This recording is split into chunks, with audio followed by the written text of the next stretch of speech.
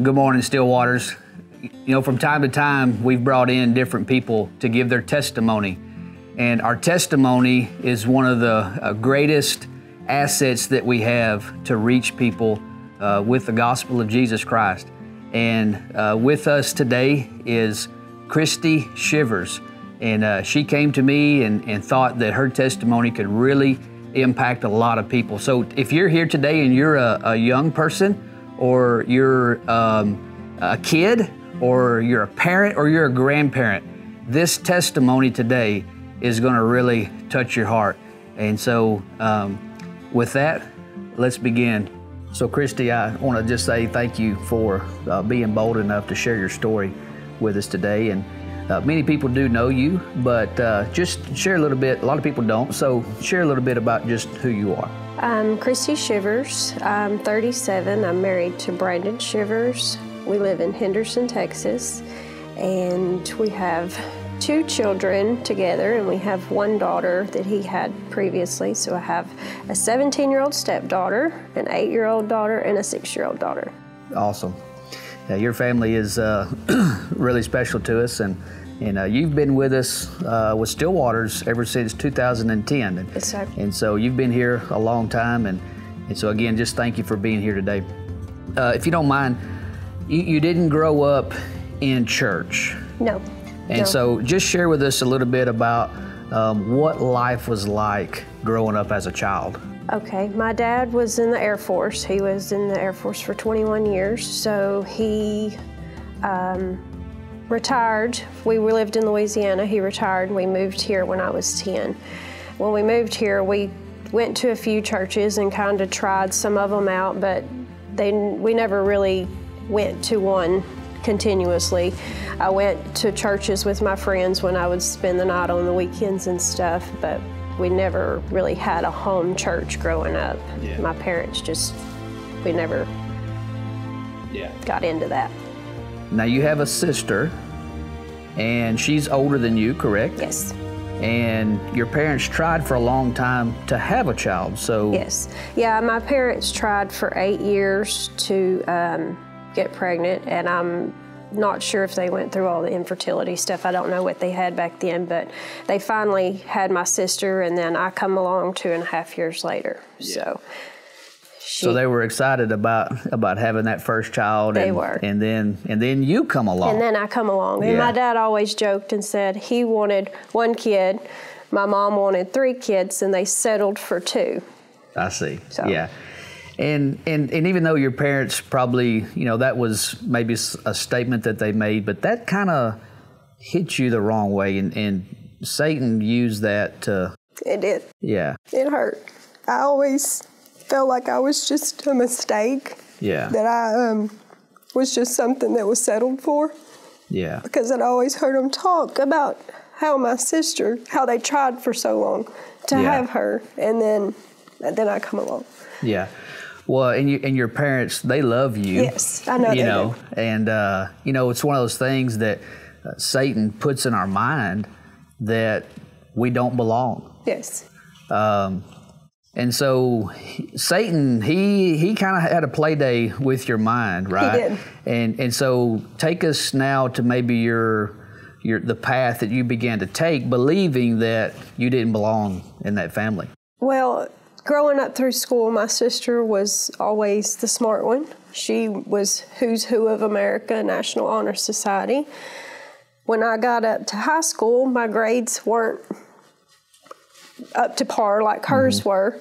And my parents weren't strict, but we knew what was expected of us growing up. And I just didn't feel like I met up to their expectations. So I started going out.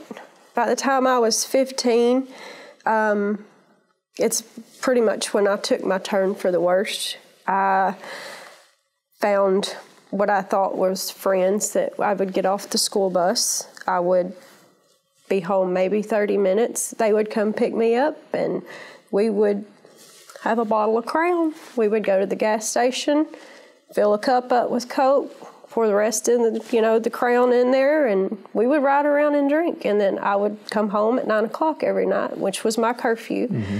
And my dad would be sitting there waiting, make sure I come home, you know, and I would never speak. I would just always go to my room and just shut the door and go to bed. And he didn't know about all that, what was going on? And if he did, he never said anything. Yeah. So you began to drink at an early age, and, that gave you a sense of belonging because you had some friends that did that with you. And take us through your high school days. It kind of began to snowball a little bit. It did. I started drinking at 15, and it become pretty much every weekend thing for sure. It wasn't always every day of the week, but it became, from those friends led to more friends, and those friends led to doing drugs. And we went from riding around drinking to riding around drinking and smoking weed, and it snowballed. Yeah. Now, there was one time where you smoked something that you didn't know. I did, yes. What it was. It was we were in a Camaro, and they had the T-tops off of the Camaro. We smoked, and where we lived right down the road from the National Truck Stop on I-20. And the friend, we went there to get a drink, and I remember getting back in the car and it hitting me. I guess I was hallucinating. I didn't know what was going on, but I literally jumped out of the T-tops. They were driving, and I jumped out of the T-tops and probably come about 2 to 3 foot from getting hit by an 18-wheeler. And I just fell out right there in the parking lot of the truck stop. And you didn't know, I mean, you didn't choose that. I mean, the weed is one thing, yes, but you knew that was something different, and you didn't know what it was, and it caused you. I did find out later what it was, but it was, and matter of fact, one of the people that were in the car with us ended up in the hospital because somebody had soaked the joint that we had smoked in Raid roach spray. Oh, wow. Yeah. And it ended up hurting him pretty bad. And so, you think about that experience and the things that you were involved in, and you see early on, looking back now, that God's hand of protection was in your life. Yes. Yeah. So, and you say that after that experience, you pretty much, there was no more drugs, right? It kind of scared you. It did. It scared me back into just drinking. Yeah. Pretty much. Yeah. So you continued to drink, and now you're out of high school, and you're kind of on your own a little bit, able to do your own thing, partying on the weekends. Tell us about how all that went down. I graduated high school. I took cosmetology through high school. So when I graduated high school, I was done with my college. Mm-hmm. I started working, and I pretty much making good money right out of high school. Well, it become about that time, I had a few months before I turned 18, so I was working. When I turned 18, I couldn't wait to go to the Rio. I'd always heard people talk about the Rio, Pall Mall, and that was what I wanted to do because I loved dancing, and I figured maybe I could fit in there. Yeah. And me and a few of my friends went to the Rio, and I started hanging out every weekend there, spending all my extra money at the bar. And I found friends that would buy me drinks. I mean, I wasn't old enough to buy my own drinks then. And I worked myself into a crowd to find friends that would help me buy drinks to help fulfill that need.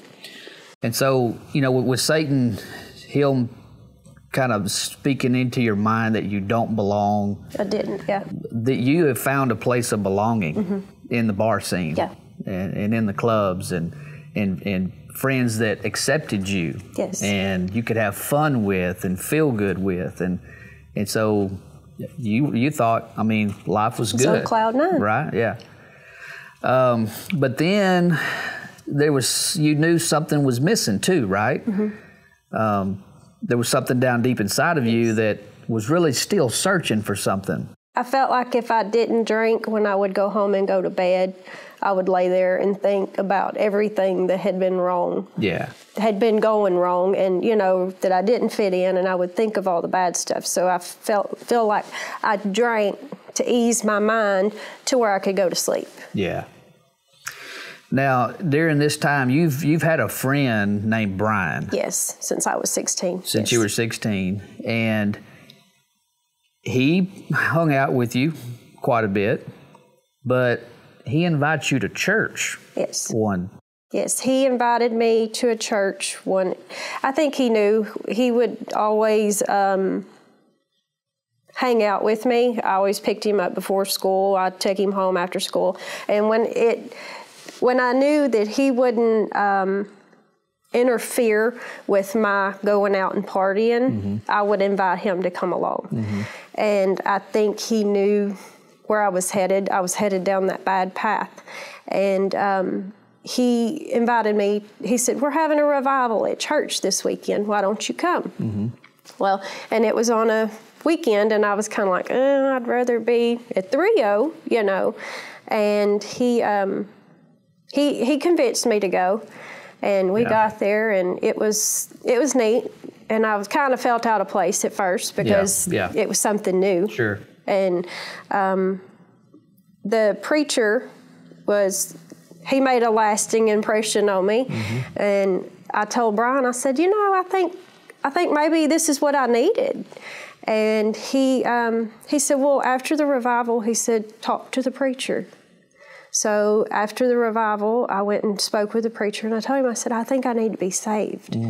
And he sat down and he spoke with me, and he asked me some questions. And, a lot of them I didn't know the answers to because I never grew up in church. And he asked me if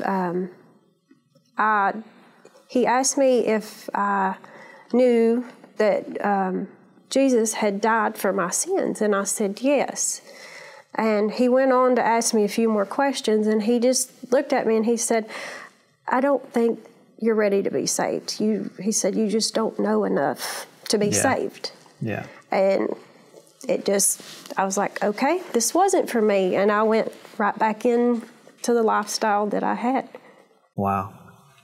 So you left that church experience thinking in your mind that I didn't fit in. You didn't fit in. Once again, you didn't belong, and that you couldn't be saved because you didn't know enough, and that really it hit me hard. Pushed you away. Yeah.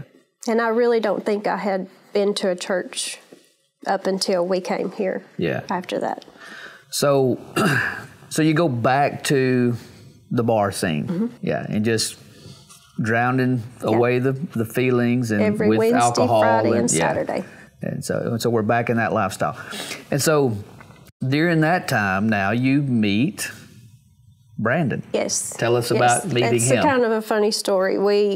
I was lost and angry, and I was up there with some of my friends, and I was going to the bathroom, walked around the corner, and this guy said, "Hey, you sure are cute." Well, it hit me the wrong way. I was just mad, and I turned around and I cussed him for everything he had. And Brian was there that night, and I went over to Brian. I was like, "This dude's just being rude." He cussed me back, of course. And so I told Brian, I was like, "This dude is just being rude to me." So Brian went over there and talked to him, and I was like, "I'll just stay away from him." Well, then a few months down the road, I was probably 3 months down the road, I was standing there talking to Robbie Reed at the corner of the dance floor, and this guy comes walking up. And he said, "Hey, how are you?" And Robbie introduced us, and we pretty much stood there and talked the rest of the night. He had just gone through a divorce, and he was telling me, that he had wanted a lasting marriage, and my parents have been married for almost 50 years now, and we both wanted the same things. So we just kind of stood there and talked and laughed and caught up with each other, and we ended up starting to date, and about 6 months later, we ended up getting married. You got married. Got married. Yeah. So now you've got a husband, and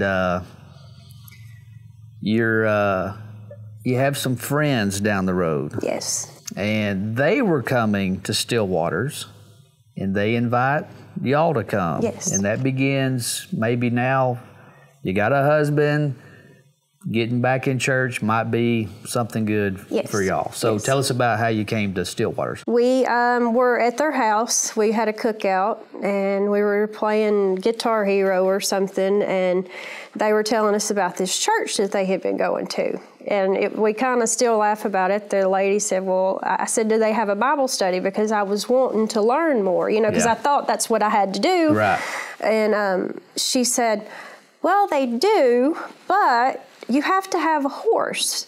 And I was like, well, that counts me out because I don't have a horse, And she said, well, their Bible studies are called round pens, and you have to have a horse to go to them. And I said, well, we'll just go to the Sunday morning service and try it out and see if we like it. So we ended up going. Y'all were at the Alamo then. Yes, so we're at the Alamo bar. At the bar, yes. Having church there, which you had been there, you and Brandon had been there before. No, we hadn't been to that one. No, I think they had closed down before we hadn't gone out much after we got married. But you find yourself, in a church that's in a bar. Yes. And so you're coming to church and you're just trying to learn and get to that spot where you could be saved, maybe. Yes. Right? Yes.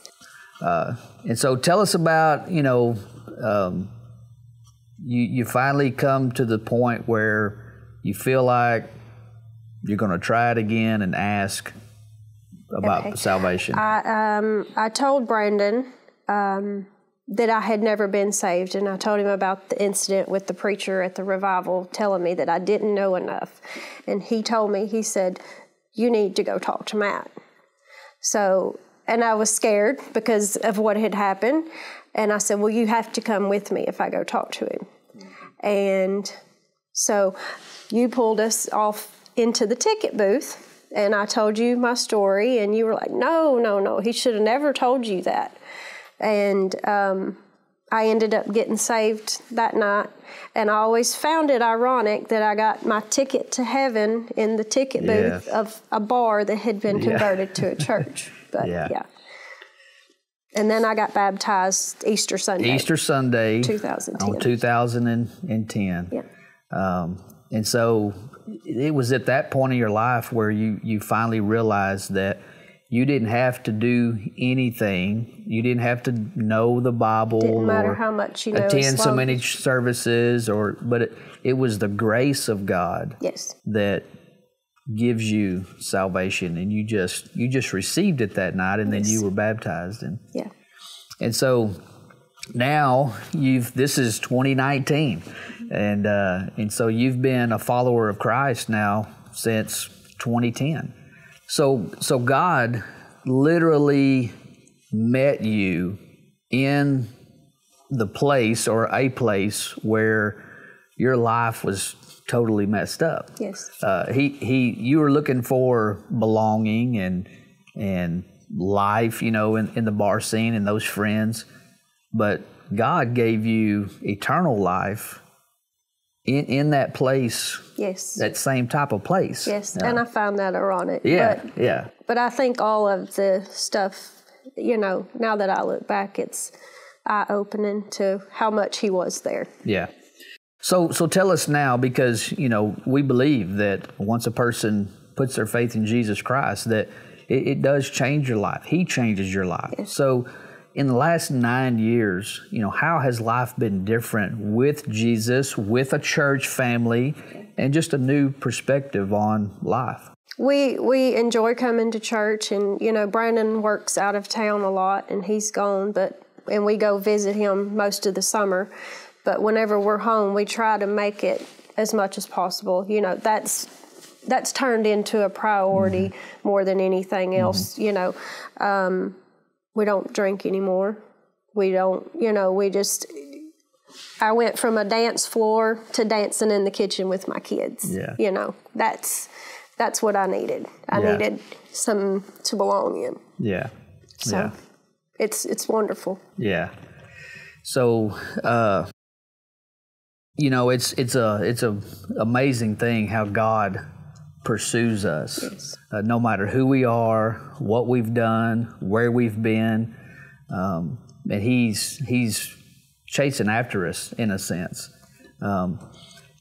There's a lot of people that are probably in the shoes that you were in back before you found Christ. Mm-hmm. In the bar scene, chasing the wrong types of friends. They think they have purpose, but they really don't. What would you tell somebody that's trying to find that satisfaction in life or that sense of belonging outside of Jesus Christ? It's not going to work. Yeah. It's okay. I mean, it's a way people numb themselves to have to deal with reality. And I'm kind of glad that I went through all that, because I have so many instances that I can see where He was there. Yeah. And if it hadn't have been for Him, I don't know that I would be sitting here. Yeah. It's kind of it's scary. Yeah. I mean, I probably drank and drove over 100 times. And there were some times I don't know how I made it home. It was, it's rough. Yeah. It's not the life. I mean, it's fun while it's going on. Yeah. But something's going to come around and it's going to open your eyes. Yeah. Yeah. Well, we're just really excited about all that God's done in your life, and we're proud of you. I know that it's not easy to share everything, all your life story like that, but in your past. But you know, the truth is that there are so many people that they believe that, and Satan really has lied to them, and they just need to know the truth. And so thank you for sharing that. And, man, I just want to encourage you to keep following Jesus. And I just want everybody to know that it doesn't matter how much you know. That's right. That's right. And I still sin. I'm not perfect, and we're all sinners, but I don't sin nowhere near as bad as what I did before. Yeah. So, Kristy, I thank you for sharing your story with us today. Thank you. If you're here today and maybe you're in that spot where Kristy was almost 10 years ago, maybe you're in a spot where you're pursuing belonging in a place outside of Jesus Christ, or you're pursuing a satisfaction in life that's outside of Jesus Christ. The truth is today is that He is pursuing you, and He wants you to come to Him, and His arms are wide open to receive you. And so, as always, at the end of our service today, our SS Ranch Room is going to be open for people to meet with you, to pray with you, or to help you find Jesus Christ, just like Kristy did. You don't have to know a lot about the Bible. You don't have to put money in the barrel today or anything like that. All you have to do is receive what He is offering you. It is by His grace that we are saved. Grace is a gift that we are given that we don't have to work for, and we can't earn on our own. And so if God has spoken to you today, or you feel like He's pursuing you, then just come as the band comes and we sing this last song. Come and receive Jesus Christ today, and He will change your life. Thank you for being here today.